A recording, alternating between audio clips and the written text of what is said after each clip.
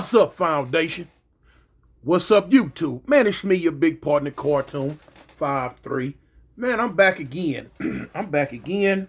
I'm back again. Got a question. Got a question. What is loyalty? What is loyalty? I don't think the answer to that could be answered in just one definition. I believe the word loyalty encompasses a very wide spectrum of what's going on in people's lives. What's loyalty? You know what I'm saying? What are you loyal to? You know what I'm saying? It's vast. What are you loyal to? Who are you loyal to? Why are you loyal to it? Why are you loyal to them? How much is loyalty worth to you? How much is loyalty worth to you? One of the things I'd like to know, has loyalty changed over the years? Is the loyalty that people had in the 70s and the 80s, is that the same type of loyalty that people have in the 2020s? That's a big jump now. That's a big jump. Then you can add in, okay, like I say, what is the loyalty to? What is the loyalty about? You could be loyal to eating a certain type of food. So that makes you loyal to that food. You could be loyal to a certain ritual that you get up and do every morning. So that makes you loyal to that certain type of lifestyle. You know, that's why I say it encompasses a bunch of things. We're gonna deal with women. Loyalty to your so-called partners, homeboys, brothers, family members, whatever. Your loyalty to them when it comes to women. That's a hard pill to swallow. It's just like in the Matrix, homie. You gonna take the red pill or you gonna take the blue pill? It's up to that person. When it comes down to loyalty dealing with women and men, the lines get blurred. Sometimes people give in to sexual desires that was too strong for them to handle. Sometimes they give in to financial desires that they was up against. Sometimes they give in to just the low down snakeism that's inherently in that person anyway, male or female. Male or female. Yeah. It get muddy, man. In this situation right here, in the topic that we finna speak on, it gets muddy. Now I got a story. I'm gonna tell you what happened to me in prison. I'm leading up to it.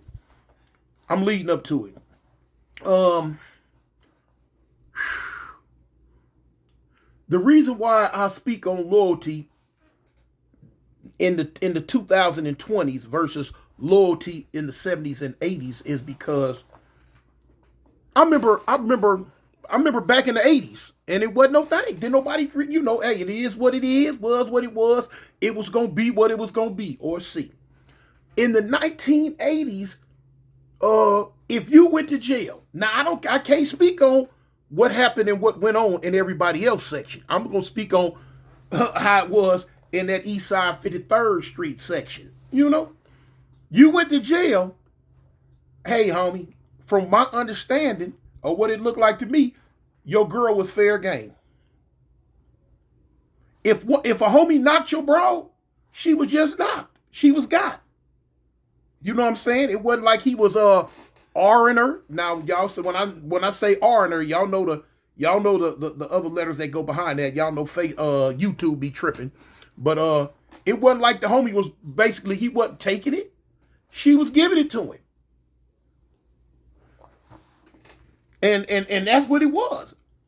Wasn't supposed to be no getting out, getting upset, getting mad. Cause we used to have a thing. We used to have a saying in the 50s. And we used to say, boy, look here, hey, in the 50s, in them nifty 50s, boy, hey, when the cat's away, the mice will play. You feel me? And I done seen it so many times. Man, I done seen so many homies when they go to jail. Man, all them little ratchet females over there in the set, homegirls, girls who just live over there, all of them had that east side in them.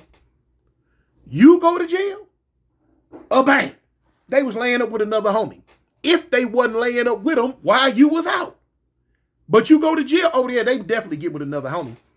And I can speak on it because it didn't happen to me. It done happened to me several times. Not only has it happened to me, I have perpetrated it upon other homies. You know what I'm saying? Yeah. The homie gone. Hey man, dang, what's up, home girl? You know, wham. There it go. There it go. And out of all the times it has happened, I've never had a homie get out and, confront me about it. Out of all the times it's happened to me, I've never got out and confronted nail one of my homies. You know what I'm saying? Perfect example. I was messing with one of the homegirls one time from 88 Avalon. And I went to jail. Man, listen. She let about 4, 5 of not homies from my age group or older. She let about 4, 5 of my little bitty young homies run through her. Run through her. And then had the nerve to tell me, don't trip. What? Man, I was hot as fish grease at her. Not at my homies. At her. Then had the nerve when I got out the pen to come to the house, to come to where I was laying my head at the time.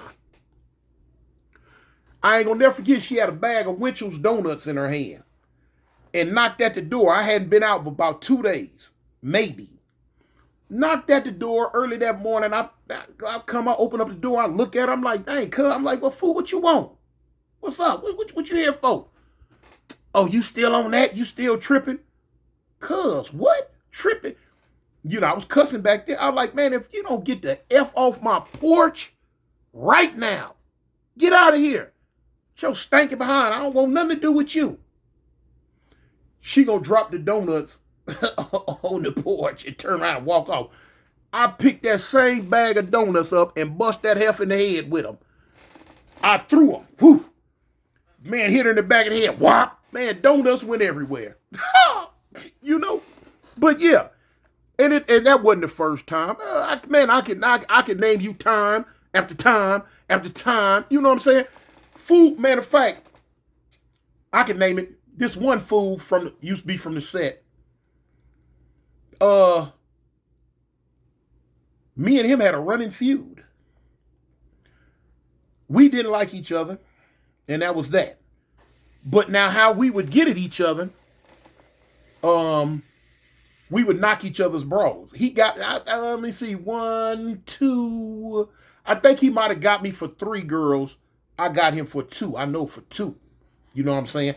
I'm shooting directly at baby mamas. Hey, what's happening?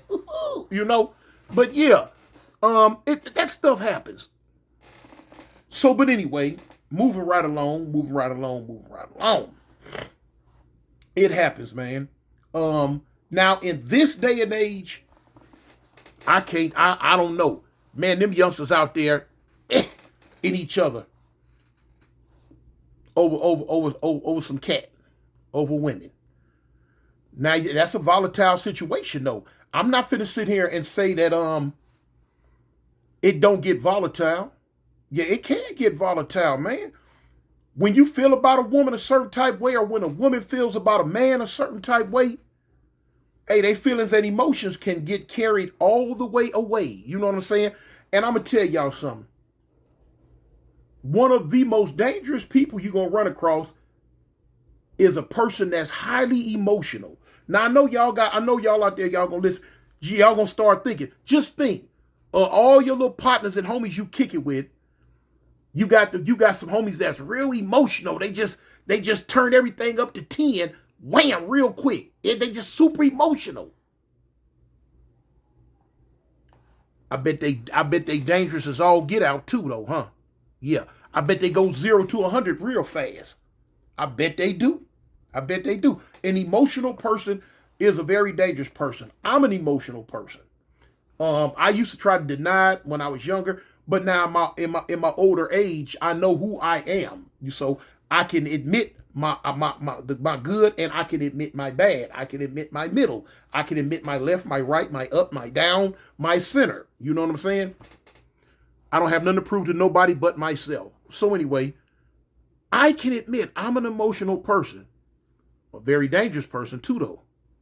And I realized that because an emotional person wear their emotion on their sleeves, and everything is taken to heart. Everything is taken to heart. If they love you, they love you. If they hate you, they hate you. If they want to protect you, they will protect you. If they want to hurt you, they'll hurt you. And sometimes they'll do it at just a snap of a dime. Bang! And Ben done did more than what they really wanted to do because their emotions are running wild. You know? I was saying all that to allude to the story. Now the story is take y'all back into the prison system with me, y'all. Take you back into the prison system with me. When cell phones start popping real hard in the Alabama prison system, those who couldn't get one, if they was your partners, they would come to you like, "Dang, homie, you know," or whatever. Cuz, blood, folk, peeps, people, whatever the person was, what they were saying. They would use they partners. Hey, let me use your phone, man. Let me call my girl, homie. Let me call your girl. You had that. Then you had the dudes that would sell their phones. You could for like I think for like $10. It varied, but you can loan your phone out. Some people would loan it out for the whole night for whatever price that they was gonna loan it for, or some people would just rent it out for an hour, 30 minutes. You know what I'm saying? However you was gonna pay, whatever deals you would make with that person, that's how much whatever it was. But yeah, people would rent their phones out. I had a partner, man. The reason why I say he was a partner because he was a Crip. He come to me one day, and he like, "Man, Tone, man, let me use your phone, homie, if it's possible. Man, I gotta call my girl, man. I gotta get this, that, whatever it was he had to do." So I'm like, "All right, cuz, don't trip." I say, what you need it for? I say, "I can't give it to you overnight." He like, "No, cuz, let me get about 30 minutes to an hour, homie, and I'm gonna bring it back down to you." I'm like, "All right, cool." I wasn't on it at the time. I'm in the cell reading books. Love to read. So boom, he took it. He had it for an hour. He brought it back. All right, he brought it back. Now what we would tell people all the time is, "Hey man, if you calling your people on my phone," and a lot of people would do this, "erase their number before you bring it back to me. Erase their number and tell them, don't call this phone back. Wait for you to call them." And the reason why that was because a lot of dudes would use other people's phones to call their wives, their family members, and their girlfriends, and then you would have to let them know, "Don't call this number back." But then retarded bros would still call the numbers back. It never failed, man. It never failed. I don't know, because they be missing a dude or whatever. But they would call, and you be like, "Hello, can I speak to such and such?" I check this out, home girl. "Hey, this ain't his phone. This is my phone. And he down the tier. He in the day room." Or, sometimes a dude be like, a goat might come to the cell and like, "Hey, home, hey, come here. Hey, man, your girl on the phone, man." Boom. And, it would go smooth, whatever. All type of stuff, would happen. But the reason why you supposed to let them know, do not call this number back and erase it, because some dudes are scandalous. Some dudes don't have that loyalty. Some dudes are about the come up, especially if you dealing with a dude, he been sitting in prison 10, 20, 30, 40 years, ain't really got nobody doing nothing for him. He looking for somebody. Everybody in prison is looking for some type of help from people on the streets. And if you open that door for them, they gonna walk through it. They gonna walk through it, man. Yes, they gonna walk through it. So anyway, his girl called back. Now, he had used my phone twice. He had used it twice. I'm in the cell one day. People with phones usually gonna always be in their cell. Before cell phones came out, man, the day room was always full. A bunch of hoopla going on, a bunch of shenanigans. Dudes jumping off tiers, jumping off tables, running around crazy like the hell was on fire. When them cell phones got to popping real strong, man, that day room was empty. To the point to where the police would clown sometimes. You in the day room or something, they be like, you must ain't got you no phone. You in the day room, you know? Or they like, oh, your phone must be on the charger because you in the day. Because that's what we would do. We would hook the phones up to the lights or whatever, to hook them up to whatever we was using to charge them. And we'd bounce. We'd go sit in the day room, you know, kick it with the fellas or watch TV or something for about an hour or so. Then when you felt it was charged up enough, get up, go back and get right back on it, you know? But anyway, so the phone ring. And I'm like, well, I look at it, like, man, what number is that? Answer, boom. You know, we gonna always answer the phone in prison. We ain't on that bougie stuff that we on the street. Oh, if you ain't in my call log, then I'm not finna answer the phone. You know, I done got bougie, you know. You can call I don't care who got my phone number. Man, look, half of Afghanistan can get my number. It don't make no difference. You can call it to both our phones melt. It don't make no difference because if you're not in my call log, I'm not answering the phone, period. Not answering it. Point blank. Not finna answer. So it don't make no difference who got my number, you know. Leave a message, fool. But anyway, but listen, in prison different. We answering that phone. I'm like, man, who is it? I'm like, hello? Female voice. I'm like, what's up? She said the homie name. I'm like, check this out, home girl. I'm like, this not his phone. This my phone. I'm quite sure he told you don't call his number back, right? Yeah, but I really need to talk to him. I really need to blase, skippy, blase. I say, hold on. I go get him. I bring him back. I bring him to the cell. He's sitting on the toilet. I give him the phone. I'm like, cuz, man, your broad on the phone, homie. So he like, man, didn't I tell you don't call? What you want? Woo, woo, woo. So now they go to conversating. They conversate. So they talk for about 10, 15 minutes. He hang up. He get a phone back. He like, my bad, cuz, you know, woo, woo, woo, woo, wham. The homie was a crip. That was the reason why I was letting him use my phone. So I'm like, man, it ain't no thing, cuz, boom, boom, boom. He like, man, she ever did that before? I'm like, no, cuz, it's the first time. That's why I came and got you. Like, all right, cool. I say about 3 days went by. She called back again. But now, when she called back this time, it was at nighttime. We locked down, you know. I can't go get him, can't bring him to the phone or whatever. Ain't no need, I can't holler over the tier, none of that. So I told her, I say, listen, we locked down because it was about 12 o'clock. I say, look, it's late. We locked down. We in a cell. I say, cuz, don't live in the cell with me. I say, but boom, you know, he down the tier. I can't get the phone to him. So they had been arguing and beefing and getting into it. So she was like, I just really need, I say, look, home girl, I can't get the phone to him. Oh, this is so frustrating. She had a little white, like she was white or something, but she was black. And she commenced to telling me about their problems. So I'm like, wait a minute, hold up, man. Man, I'm not Dr. Phil, you know? But she telling me that. I'm like, well, look, homegirl, I don't know what to tell you. I ain't, you know, hey, I say, look, in the morning, I give him the phone and do. So now she proceeded to asking me about prison life. What's prison life like? And, You know, I just don't understand why he treat me this way, why he do this, why he do that. And so I found myself talking to her, trying to speak up for the homie.